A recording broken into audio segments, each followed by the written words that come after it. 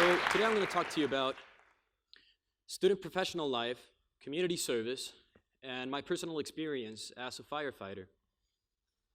Well, before this, we must understand that community service is work that is done without pay to a certain group of people, or to a group of people. So first of all, it's an action. You move out to the world, you go out there, you fight for someone. It's without pay.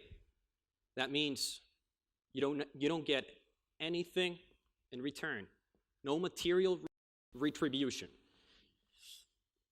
And it assists someone or a group of people in different ways. There's hundreds of ways of doing community service. And that's the important part of it. And going ahead with that, about what community service is, we must understand why community service is good for us as a world. So we live in a democratic society, right? Well, in many places at least. So as we live in a democratic society, we ourselves are the builders of our world and our destiny. And as such, when we are more free, we make better decisions. But if we lack opportunities in life, such as when you lose your house, when you don't have a good health or education, these decisions become more limited. And when we help somebody, when we give a second chance, we are giving to that person an opportunity, a change in their destiny, and we make their lives much better. So, going forward with that, what can we say about community service? You can go out, you can teach, you can clean, you can help animals. The important part is making a better environment for everybody. So as we say that, in general terms, we all study at some point in our life, and or we work. And of course, if we study, do we have free time? Does anybody want to answer? Some free time, right, when we study? Maybe after school, recess. So, when we work, we don't work 24/7. Even if we have a big job, lots of work, we are always dealing with something, but we still have a free time. And by that, what do lots of people do today, right? They play with their Xbox, PlayStation, computers, and we can be stuck with this for hours, right? You know, you arrange a game with your friends, you're online for hours and hours. I'm not saying you can't do that.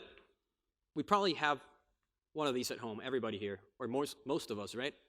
So we can give a few hours a week, a month, during the year, giving different assistance to people, helping people, going out to the world, making everybody's life better. Everybody's. The other person you're helping and yourself. But the important part of it is to have continuity, to continue through time helping people, not just one time. As I was saying, maybe once a week, maybe during weekends, sometime in the month or in the year, regularly. And it doesn't matter if your motivation to do this is either religious, political, philosophical, or just because you feel it. The important part of this is to go out, help, and learn yourself about it, about who you're helping in your community, in your world. Being said that, you can always manage your time, your skills, to go out to the world. And I chose one road And this road was becoming a firefighter. I was graduating from high school. I was in 12th grade. I was already 18. My parents were not happy with my decision. And they said something to me, and it was, let somebody else do it. I didn't like that idea. I wanted to help myself. I wanted to go out there. And I felt that being a firefighter was the best way. And at the same time, I made it into college, into law school.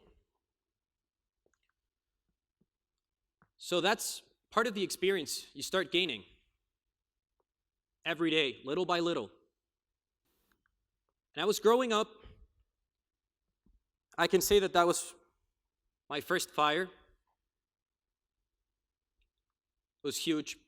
I was right underneath that side of the church. It was a huge church down in Providencia here in Santiago. We had to pull back because the structure collapsed. And it was just huge. It was scary. There was lots of people that didn't want to go inside. You had people running from everywhere.